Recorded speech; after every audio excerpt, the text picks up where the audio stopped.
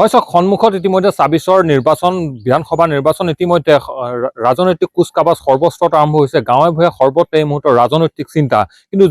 কিন্তু যিবিলাক চাহ বাগান অধ্যুষিত অঞ্চল, এই অঞ্চলবোৰত আচলতে কেনেকুৱা ধৰণৰ পৰিৱেশ, নিৰ্বাচনক লৈ কেনেধৰণে সাজু হৈছে চাহ বাগিচা অঞ্চলৰ যিসকল ৰাইজ, এই বিষয়ে এই মুহূৰ্তত আমি কিছু মতামত ল'বলৈ আহিছোঁ। যে পৰিৱেশ হৈছে যোৰহাট জিলা মৰিয়নি যি বিধানসভা, মৰিয়নি বিধানসভা সমষ্টিত টিয়ক চাহ বাগিচাৰ এটা লাইনত এই মুহূৰ্তত উপস্থিত আছোঁ। কেনেকুৱা ধৰণৰ গ'ল বিগত 5 বছৰ, সাধাৰণ ৰাইজৰ পৰা কিছু মতামত ল'ব বিচাৰিম। এয়া হৈছে টিয়ক চাহ বাগিচাৰ এইটো অঞ্চল। এই মুহূৰ্তত আমাৰ মাজত একাংশ লোক আছে, কিছু কথা মই জানিম। মই আৰু 2 মাহৰ পাছত নিৰ্বাচন হ'ব, কেনেকুৱা ধৰণৰ কি ভাবিছে? ভালে ভাবিছে। এই বিগত যি সময়ছোৱাত যিবোৰ চৰকাৰৰ বিভিন্ন ধৰণৰ আঁচনি, এইবিলাক পাইছেনে আপোনালোকে? পাইছে। কি হ'ব, আগৰটোৱে বিচাৰিব নে নতুন কিবা ভাবিব আপোনালোকে? আগৰটোৱে ভাবিব নে নতুন কিবা ভাবিব? যিকেইটা আছে এইকেইটাই ভাবে, সেইকেইটা হ'লে ভাল। একাংশ যুৱক আছে, যুৱ চাম, কেনেকুৱা ধৰণৰ চাহ বাগান অঞ্চল, কেনেকুৱা ধৰণৰ পৰিৱৰ্তন কিবা পাইছেনে? বিগত 5 বছৰত যি বিভিন্ন ধৰণৰ কিন্তু আঁচনিও দিছে, এটিকলি দুটিপাতকে আৰম্ভ কৰি আপোনালোকে মাটি পট্টা দিয়াকে বিভিন্ন ধৰণৰ আঁচনিবিলাক লৈছে। এইবিলাকত লৈ সন্তুষ্ট নে আৰু কিবা আপোনালোকে পাবলৈ আছে? কি বিচাৰে? পাব লাগে, কিন্তু এতিয়া এই এটিকলি দুটিপাত দি পেলাই যদি মানে ভাবিছে যে বহুতখিনি দি দিছোঁ বুলি, সেইটো নহয়। কিন্তু বহুতখিনি সমস্যা আছে, যিটো আমাৰ জ্বলন্ত সমস্যা আৰু কিছুমান বিভিন্ন সমস্যা আছে। সেইবোৰ সমস্যা এতিয়ালৈকে বহুত সমাধান হোৱা নাই মানে। তো সমাধান হ'লে আমি ভাল পাওঁ। আৰু এই যে যিটো পুনৰ নিৰ্বাচনটো আহিছে, সেই নিৰ্বাচনত মানে কি এতিয়া আমাৰ মানুহক মানে ভোট বেংক হিচাপে ব্যৱহাৰ কৰিছে। নিশ্চিতভাৱে ইয়াৰ প্ৰতিক্ৰিয়া মই আপোনাৰ পৰা জানিম, আপোনাৰ পৰা মই কিছু কথা সুধিম। কেনেকুৱা ধৰণৰ মৰিয়নি যিটো বিধানসভা সমষ্টি, বিশেষকৈ চাহ অধ্যুষিত যিবোৰ অঞ্চলবিলাকত আপোনালোকৰ বাগানবিলাক, আমাৰ বলমা বাগান হওক, আমাৰ টিয়ক চাহ বাগিচা হওক, নাম শিশু চাহ, এই যিবোৰ অঞ্চল কেনেকুৱা ধৰণৰ উন্নয়ন কেনেকুৱা হৈছে? উন্নয়ন মূলত আমি কিছুমান কাম দেখি পাইছোঁ, না বুলি নকওঁ। পূৰ্বৰ বিধায়কজনতকৈ এই ৰূপজ্যোতি কুৰ্মী ডাঙৰীয়াই বহুতখিনি কাম কৰিছে, কিন্তু কৰণীয় কাম আমাৰ চকুত বহুত আছে।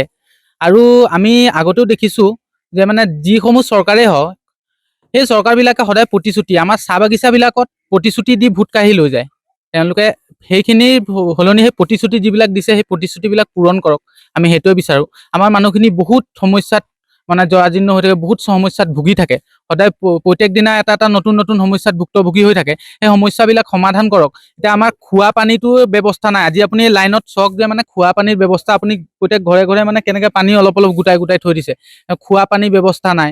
এতিয়া আপুনি ঘৰবিলাক চাওক যিটো অৱস্থাত আছে, আজিকালি কোম্পানীও তেনেকৈ ৰিপেয়াৰিং কৰি নিদিয়ে আগৰ নিচিনাকৈ। মানুহৰ লেট্ৰিন বাথৰুম নাই। বহুত সমস্যাৰ মাজত মানুহখিনি চলি আছে। আৰু এইখিনি ক'বলৈ গ'লেতো আৰু চৰকাৰেতো একেদিনে আমাক কৰি দিয়া কামো নহয়, বা কৰি দিব পৰা নাই। আৰু যিখিনি তেওঁলোকে যেনেকৈ ধৰণে পাৰে, এই 5 বছৰ কালত তেওঁ যিখিনি কাম কৰিলে, সেই কামসমূহৰ বাদেও আৰু এতিয়া আগন্তুক দিনত যদি তেখেত কিবা কাৰণত নিৰ্বাচনো হয়, আগন্তুক দিনত তেখেতে ভাল কাম কৰক, আমি সেইটোৱে বিচাৰোঁ। এটা সময় আছে, যিটো সময়ত আচলতে কোৱা যায় যে যিবিলাক চাহ বাগান অধ্যুষিত অঞ্চল, সেই অঞ্চলবিলাকত আচলতে ভোট বেংক হিচাপে ব্যৱহাৰ কৰিছিল। আজিৰ তাৰিখত দেখা গৈছে বিভিন্ন ধৰণৰ কিন্তু আঁচনি লৈছে। এটিকলি দুটিপাতৰ কথাই যদি কওক, আপুনি যি ভূমি পটাৰ কথাটো আছিলে চাহ বাগিচা অঞ্চলৰ, এইখিনি কিন্তু সমাধানৰ ক্ষেত্ৰত চৰকাৰখনে কিছু পদক্ষেপ লৈছে। এইবোৰক লৈ কিমান আশ্বস্ত আপোনালোক? চাওক, ভূমি পটাৰ কথাটো ক'বলৈ গ'লে, তেওঁলোকে অসমত ইমানকেইখন বাগান আছে, সেই বাগিচাসমূহৰ ভিতৰত তেওঁলোকে সেই তাৰে আপোনাৰ 10-15খন বাগিচা চিলেক্ট কৰি দিছে। সেই বাগিচা কেইখনে পাব, আৰু বাকীবিলাকৰ মানুহৰ সমস্যাটো সমাধান নহয়। এতিয়া টিয়ক চাহ বাগিচাত আমি দেখা নাই এতিয়ালৈকে কোনো ছাৰ্ভে হোৱা বা তেনেকুৱা ম্যাদী পটা দিয়াৰ কথা, তেনেকুৱা ধৰণৰ কোনো আলোচনা আমি আজি পৰ্যন্ত দেখা নাই। এইখিনিয়ে আমি ভাবোঁ এটা প্ৰলোভন। ভোট বেংক হিচাপে ব্যৱহাৰ কৰাটো, সেইটোতো আৰু অতীজৰ পৰা চলি আহিছে। আৰু আমাৰ মানুহখিনিকতো আৰু ৰাতিৰ ভিতৰতে চেঞ্জ কৰি দিব পাৰে, যিহেতু সেই আছে আৰু সেই মদ বিলাবলৈ আছে, কিবা সেই তেনেকুৱা প্ৰক্ৰিয়া। তাৰ আগতে এতিয়া টোপ দি দিলে, এটা এটিকলি দুটিপাত 5,000কে পইচা দি দিলে মানুহবিলাকক। এইটো এতিয়া ৰাইজেতো ভাবিছে মানে আমাক বিজেপি চৰকাৰে বহুত দি আছে। আমি কৈছোঁ দিছে, এতিয়া মহিলাবিলাকক 10,000 টকাকৈ এটা এখন চেক দি দিলে। তো সেইবিলাক মানুহবিলাকে ভাবিছে, মহিলাবিলাকে ভাবিছে যে আমাক বিজেপি চৰকাৰে বহুতখিনি দি আছে, কিন্তু লুণ্ঠনটো কোন ফালৰ পৰা কৰি আছে আপোনালোকো জানে। তেতিয়া লুণ্ঠন কৰি আমাৰ পইচাটো আমাকে বেক কৰি আছে, কিন্তু আমাৰ পৰা যদি 10 টকা নিছে, আমাক 1 টকাহে দিছে তেওঁলোকে। নিশ্চিতভাৱে আচলতে যথেষ্ট মিশ্ৰিত প্ৰতিক্ৰিয়া আছে। মই আপোনাৰ ওচৰলৈ আহিম, আপোনাৰ পৰা মই জানিম কেনেকুৱা ধৰণৰ কি ভাবিছে, যিহেতু যে নিৰ্বাচন আকৌ আহিছে আৰু 2 মাহৰ পাছত নিৰ্বাচন হ'ব, কেনেকুৱা ধৰণৰ কি পৰিকল্পনা? এইবাৰ পৰিকল্পনা এটাই, আমাৰ 70 বছৰ কংগ্ৰেছ চৰকাৰে আমাক ঠগিলে। এতিয়া যিটো চৰকাৰ আহিছে, বিজেপি চৰকাৰ, মোদী চৰকাৰ, প্ৰথমে প্ৰতিশ্ৰুতি দিছিলে 351 টকা হাজিৰা, জনজাতিকৰণ। আমাৰ সেই মেইন ইছ্যু দুটা, জনজাতিকৰণ আৰু 351 হাজিৰা, আৰু চাহ শ্ৰমিকৰ মানে বাসস্থানবিলাক ঠিক কৰা, মাটি পট্টা দিয়া, সেইবিলাক ইছ্যু লৈ ইলেকশ্যন জিকি আছে। কিন্তু কংগ্ৰেছ চৰকাৰটো ঠগিলেতো মই ডেফিনেটলি কৈ দিছোঁ। আৰু এতিয়া বিজেপি চৰকাৰক বিশ্বাস কৰি এতিয়া মানে এইবিলাক বিশ্বাস মানে ফুটুকাৰ ফেন হৈ পৰিণত হৈছে। সেই বিষয়ে মই মানে সেইটোৱে কৈছোঁ। নিশ্চিতভাৱে চাওক, এয়া প্ৰতিক্ৰিয়া বিভিন্ন ধৰণৰ কিন্তু ইছ্যু এতিয়াও আছে বাগিচা অঞ্চলত, যে চাহ শ্ৰমিকসকলৰ যিসমূহ মজুৰি বৃদ্ধিৰ প্ৰসংগটো কিন্তু এই মুহূৰ্ততো কিন্তু আহিছে।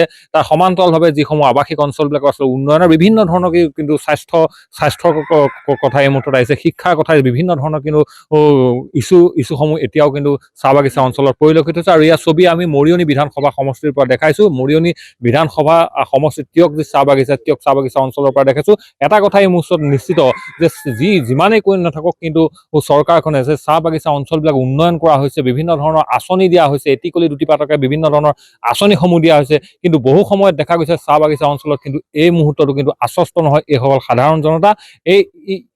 এই বিষয়বোৰৰ প্ৰতি লক্ষ্য ৰাখিলে যে গম পোৱা যায় যে অনাগত সময়ত যে এই যিটো অনাগত যি নিৰ্বাচন কিন্তু আকৰ্ষণীয় হৈ পৰিব এই চাহ বাগিচা অঞ্চলবিলাকতো।